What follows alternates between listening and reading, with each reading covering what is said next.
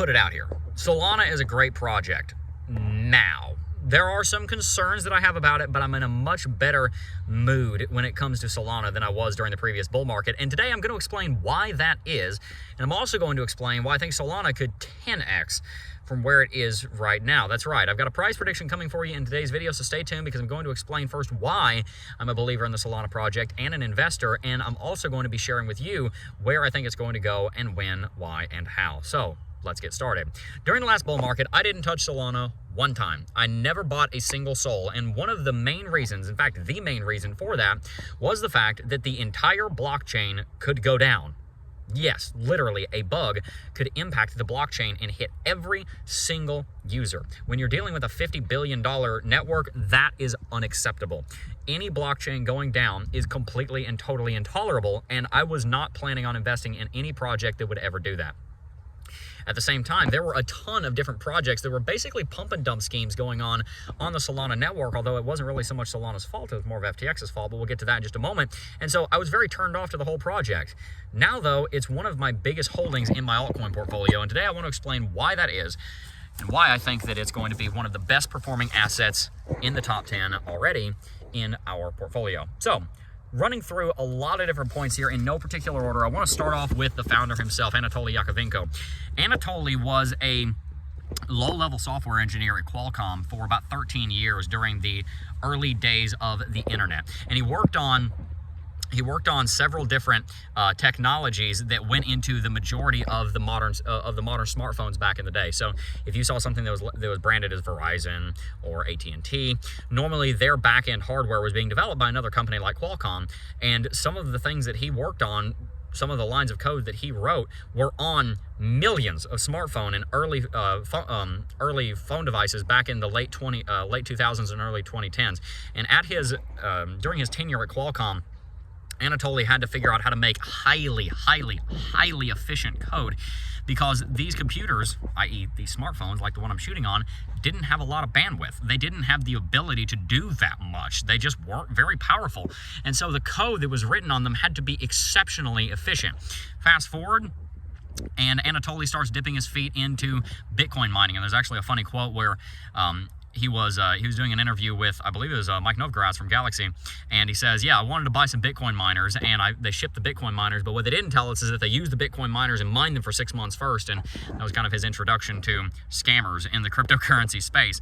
So he didn't go down the route of Bitcoin mining. Instead, he went down the route of using the thing that he already did best, which was software engineering.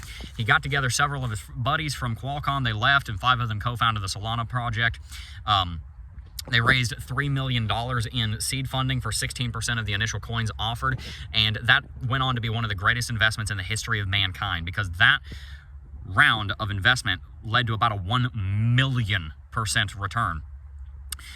Ever since then, there's been quite a lot of development, but as I said, there were early kinks in the project. When they first launched it, the thing shut down immediately, and they had to put all kinds of work into bringing the project back online. But after they got it running, and they started developing it, it was off to the races. Unfortunately, they started developing it right at the beginning of the bear market. And so they basically had 2 years where there was no media attention, there was no press coverage. They spent 2 years buckling down, building some incredible software. That software, obviously, as I mentioned, had some kinks, and those kinks were still being ironed out in the 2020 and 2021 bull market, hence the outages. But Solana, because of its proof of history consensus mechanism, would go on to become a top 10 cryptocurrency during the last bull market and solidify itself in history. Now, I want to talk a little bit about proof of history because this is one of the things that makes Solana different and one of the things that I really like about its technology. One of the drawbacks to Bitcoin and Ethereum is their relatively long settlement time and their high fees. Bitcoin fees can be anywhere between $3 and $60 sometimes. Ethereum fees can be over $100 at times, making it very cumbersome to work on either network. Of course, they are the king and queen of crypto, but the king and queen, as you know, got to the king and queen status by living a long life, and so now they're kind of old and crickety, and that's basically what Bitcoin and Ethereum's concern is. Solana's the up-and-coming sexy prince that's going to take over the throne one day, potentially.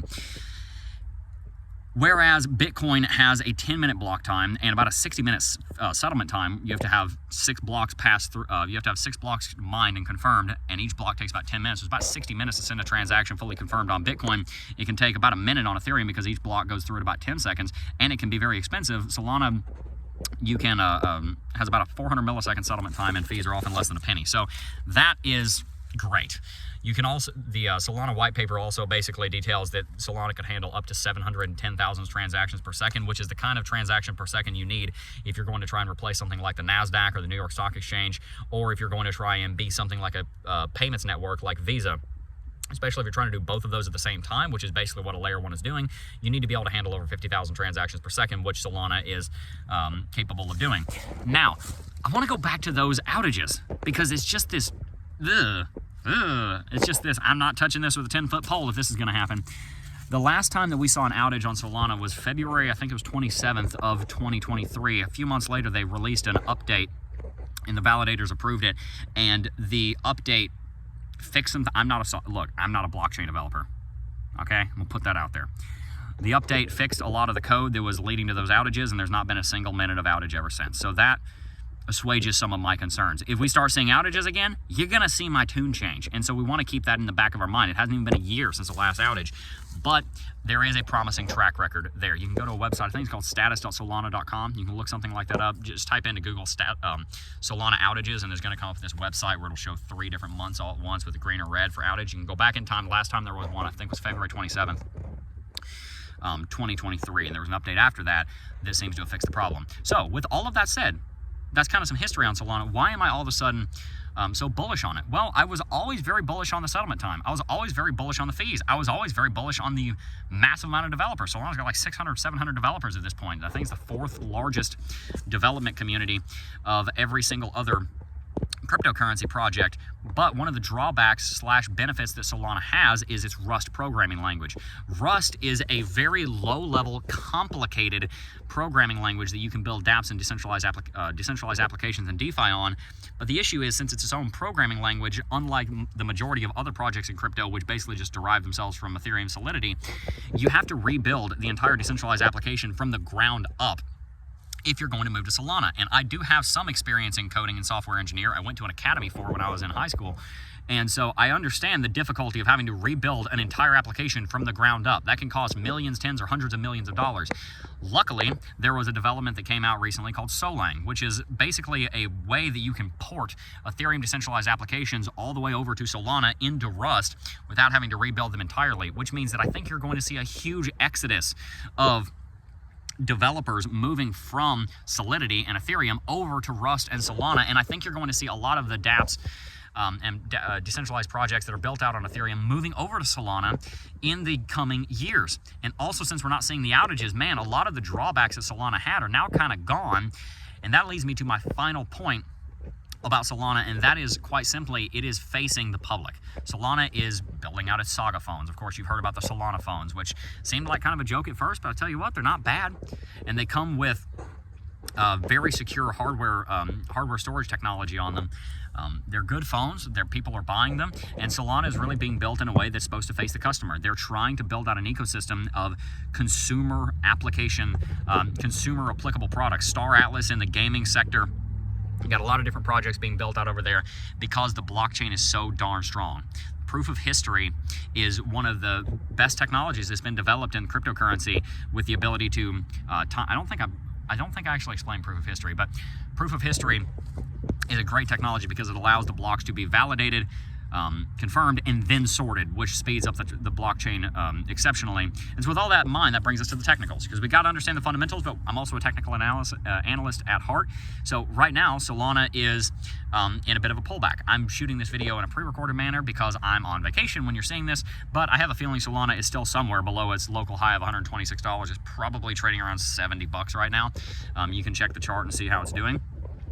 But wherever Solana bottoms out at, whether it's 50 or 60 or 70 or 80, or it's already bottomed out and it's already on the way back up when you see this, I think that Solana is going to go well back to all-time high, which is well over $250, about $260. I think it's going to about double that. I think it's going to go to $400 to $600 in the coming bull market, which means that wherever it is right now, that's going to be about a 7 to a 10x, which means the Solana absolutely gets a thumbs up from the Crypto Jeb investment thesis, which is look for medium cap altcoins that are going to 5 to 10x in the coming bull market, and they've got a great development team. Solana's got a great development team. It's got incredible technology.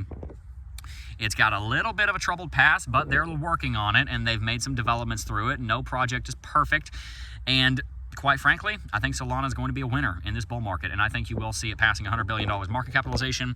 My one concern is that the way it was launched could be considered by old Gary to be a security. So we'll see what happens with the securities argument, but other than that, and obviously some of its spotty track record in a couple of places, I think Solana is a great pick, and it is one of the biggest positions in our altcoin portfolio. So that has been my Solana price prediction, the reasoning behind it, and stay tuned because we've got more content just like this coming so that I can help you guys to have the information that you need to make wise financial decisions and investments so that you can succeed in the coming bull market. If you've not already, make sure to subscribe to the channel, hit that post notification bell so you won't miss a single upload, and hit that like button because it helps to support the channel in the algorithm. Thank you so much for all of your continued support, and I look forward to seeing you guys back on set next week. Peace.